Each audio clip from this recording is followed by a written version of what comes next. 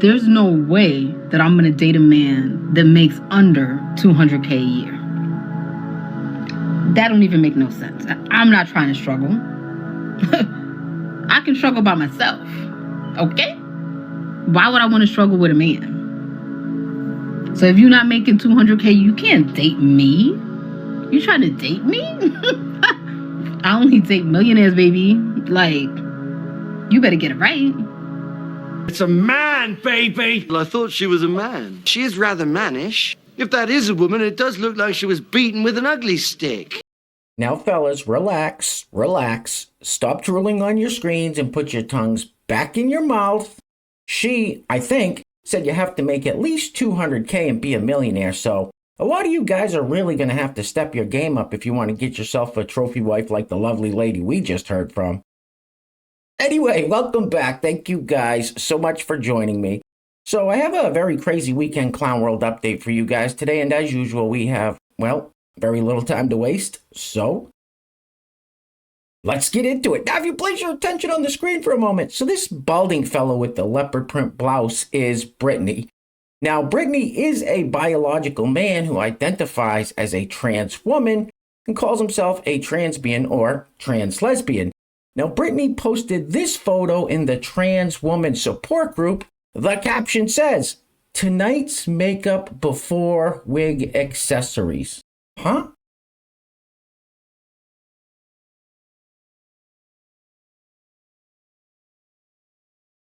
What the Buffalo Bill?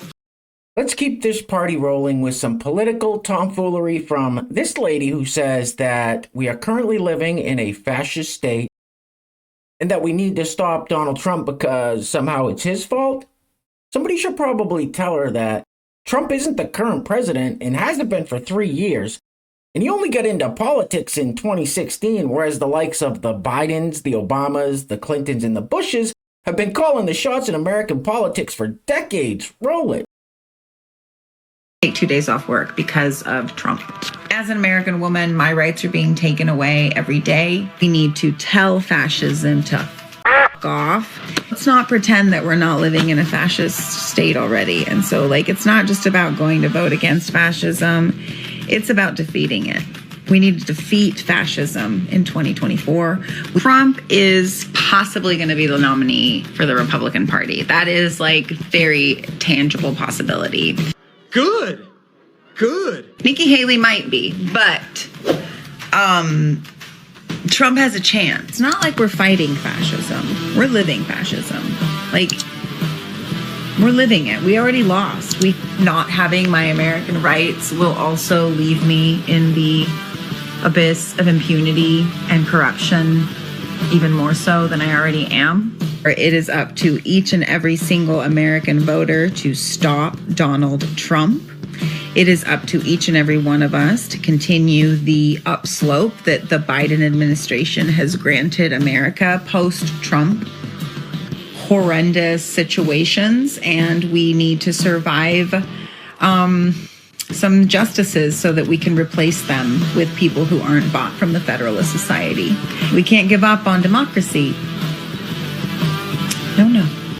She's fit for a straitjacket. This broad's 3 ways towards the weekend. All right, let's stick with politics for just one more minute and hear what Gavin Newsom has to say about Trump running for president again in 2024. Now, keep in mind, Newsom single-handedly destroyed one of the most beautiful states in the union as governor of California, so he really doesn't have the moral high ground to be talking shit about anybody, yet here we are. Roll it. But I really believe this. He is weakness masquerading as strength, Donald Trump in general. In a primary, I've said it, he's a T-Rex. They'll devour you or you mate with him. Can't be beaten in a primary. But in a general election, I think he's the most flawed candidate in my lifetime. He is damaged goods. He is not as entertaining as he once was. He's more unhinged than he ever was, more extreme, obviously more dangerous across the spectrum of issues. And if his entire campaign is around campaign stops in the courtroom, in a general, I don't think that dog will hunt this year. I think he's much weaker than he was in 2020 and 2016. He's a force to be reckoned with. I have never counted this guy out. To me, this was a fait accompli that he was going to be the nominee. Day one, been saying that. That being said, he is a very vulnerable candidate in the general. What did you say? What the did you just say? He is damaged goods. He's more unhinged than he ever was. Meanwhile, the beer brewed here, it is used to make the brew beer in this refinery. Oh, Earth Rider, thanks for the Great Lakes. I wonder why it's called. a few moments later. Donald Trump, when he was commander-in-chief, refused to visit a cemetery, U.S. cemetery outside of Paris for fallen American soldiers. And he referred to those heroes, and I quote, as suckers and losers. He actually said that. He said that. How dare he say that? How dare he talk about my son and all of us like that? But in a general election, I think he's the most flawed candidate in my lifetime. You pompous, stuck-up, snot-nosed, giant, twerp, scumbag, face, dickhead, asshole. Isn't it amazing that every descriptor that Gavin Newsom just used, the most flawed candidate of a lifetime, damaged goods, unhinged and extreme, perfectly fits Joe Biden, but he keeps saying Trump, Trump, Trump. These people have simply lost the plot. Anyway, next up we have sort of a feel-good clip here. We have a food review, pizza review to be exact, from this young gentleman. Now, I can't tell if he just has a very heavy British accent or if he's actually, you know what, never mind. Roll it. Hi, this is part 3. So we've got a pizza meat feast and chili sauce with mayonnaise. We're going to see what we think about it. So this is the meat feast pizza. Can you see? I'm going to have some to see what it's like. Mmm. Mmm. Mmm. Mmm. Mmm. That is really nice, flavourable. This is not a review. I'm just enjoying my dinner. I thought to do another one, since someone's done so well. Right, let's taste it into the chili.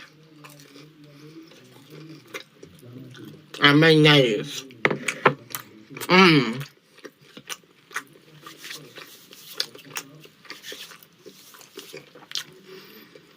This is absolutely gorgeous. 10 out of 10. Yeah, gorgeous taste. Thank you for watching me.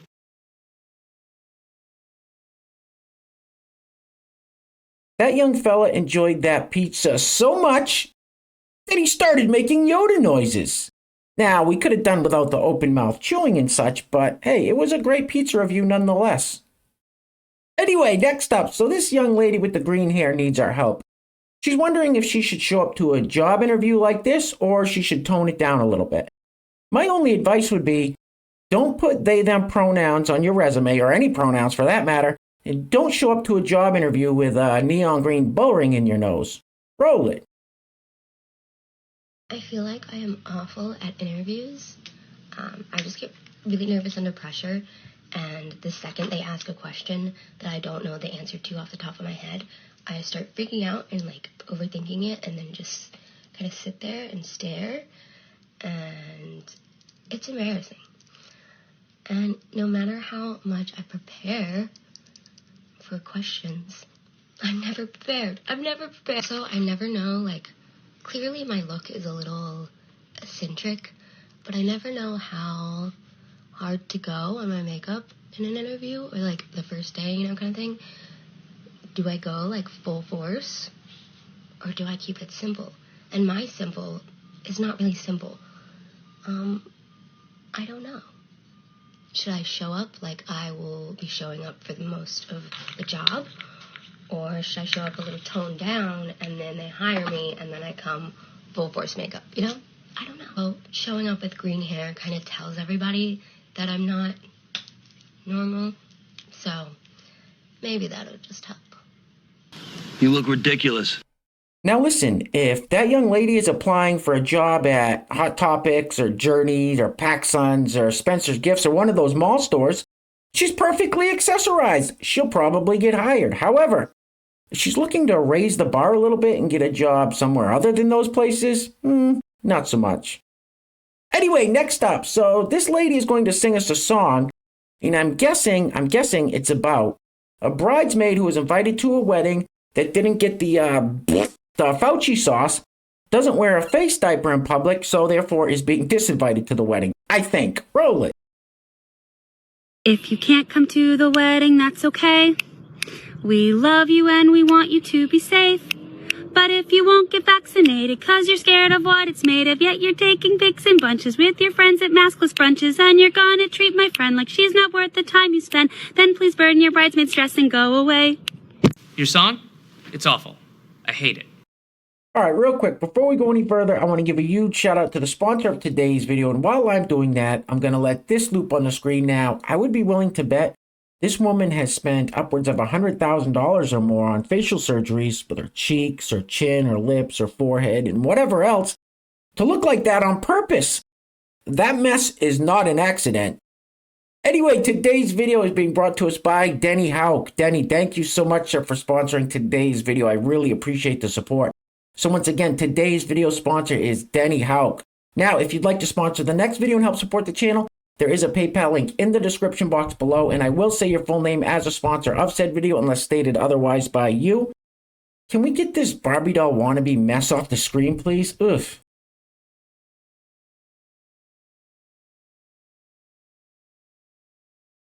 Why? Why would you do that to yourself? All right, next up we have an unhinged Joe Biden voter having a meltdown for reasons unknown, but I'll tell you how you can tell this is staged. Listen to the very last thing this person says. Roll it. Ah! Oh, my God! I don't know what we're yelling about! Ah! I cannot do this anymore! Loud noises! I'm so sick of it! I am sick of the bullshit! Get out of my face! You act like a little bitch right now. So that young man is screaming at the people inside his phone to get out of his face as he has the phone up to his face to make a TikTok video. Nice dramatics. Anyway, next up, so this fine fellow who looks like he could star in a remake of the movie Coneheads says if you think there's an invasion at the border, it's because you have fallen for Republican propaganda. Roll it. There's no invasion. People stop it. How do you fall for the same shit all the time? Let me give you a hint. If only Republicans tell you it's an invasion, it's not an invasion. Come on, man. How do you fall for this every couple of years? All right, there is no invasion. People have been trying to come over the border as long as we've been a country. This is nothing new. All right? We're not being invaded. It's pathetic that you would buy this shit all the time, man. I mean, notice they aren't talking about healthcare. They're not talking about the economy, better paying jobs, how well the economy is doing right now, the stock market, all the positive things going on. They're not talking about that. It's only the border crisis and the invasion, yet they vote against doing anything about it. That's their invasion. It's that important. People, stop falling for this. The only invasion there is that you allowed propaganda to enter your brain. No offense, but you are a stupid asshole. All right, next up we have our young friend here who does these funny man on the street interviews. Now, I'm going to have to find out his name and put a link to his videos in the description box. It says Devin Lauren, but I'm not exactly sure if that's who it is or not. I'll find out, but these interviews are pure gold. Roll it. What's your biggest turnoff in guys? Probably when they don't work out, go to the really? gym and stuff, yeah. White men. So what do you guys prefer in a guy? Really rich, really black, at least 6'5". 6'5"? Yeah. Oh. She's 6'5". He's got to be taller, you know? No? Yeah, just lots of money, really. Yeah. Like a yacht and stuff? Yeah. That kind of thing. Can buy me fancy things, take me on trips, pay my rent. Between men or women, who has a harder life? Absolutely women. Why? We bleed for a week a month. We are We're sexualized everywhere we go. You get like catcalled. Yeah. Absolutely. The parking lot tenant tried to steal me before. Not me. Anyone try to steal you today? We can. We can. No. Yeah. Oh yeah. Let's go. I got like 20 girlfriends back at the crib. Oh shit. What's 22 then? I'm okay. What the hell did you just say? Turn off in guys. Wait, man. Oh, wait. Was she a great big fat person? Oh, the irony. So that blonde-haired lovely young lady said that her biggest turnoff in guys was when they don't work out.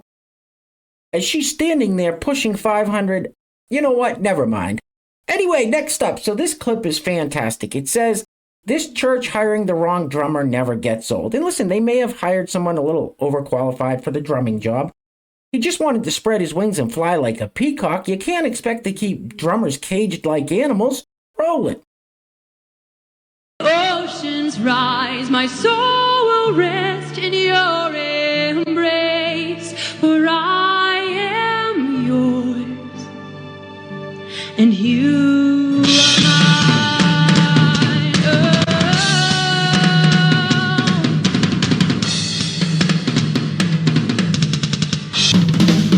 Rock the f*** out of those drums, tail! I'm sorry. And you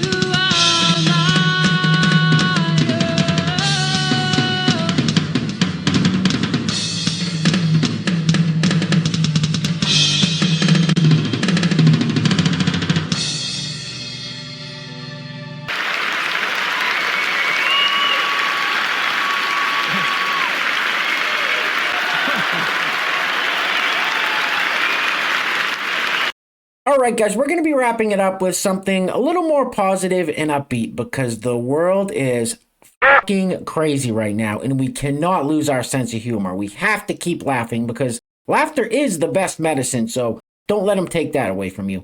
And hopefully this clip of this old timer trying his hand at stand-up comedy will get a good chuckle out of you because it did me. Anyway, things are clearly getting crazy out there, guys, so please take care of yourselves. Take care of each other. Till next time, love you guys. Peace. Roll it. I started walking towards the stage 20 minutes ago. The hard part of stand-up comedy used to be comedy. 40 years ago, when I started doing stand-up, everyone told me it was a great way to meet women. We'll see. I joined a dating site for people my age called Carbon Dating.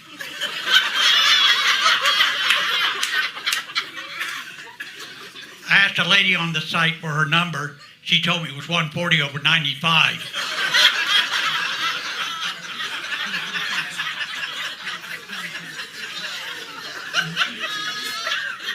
The great thing about dating a woman my own age is I don't worry about meeting her parents.